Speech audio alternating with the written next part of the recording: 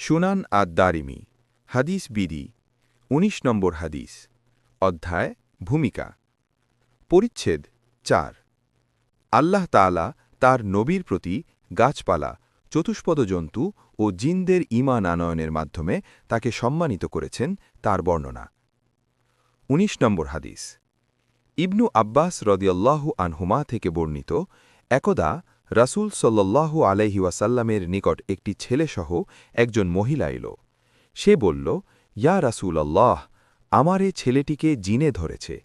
সে সকালে খাওয়ার সময় এবং সন্ধ্যায় খাওয়ার সময় তার উপর আক্রমণ চালায় বা প্রভাব বিস্তার করে ফলে সে তাকে আমাদের প্রতি খবিশ বানিয়ে দিচ্ছে তখন রাসূল সাল্লাল্লাহু আলাইহি ওয়াসাল্লাম তার বুকে হাত দিয়ে মাসেহ করে দিলেন এবং তার জন্য দোয়া করলেন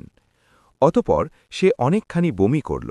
তখন তার ভেতর থেকে কালো রঙের কোনো কিছুর বাচ্চা জাতীয় কিছু একটা বের হয়ে দৌড়ে চলে গেল হাদিসের মান জয়ীফ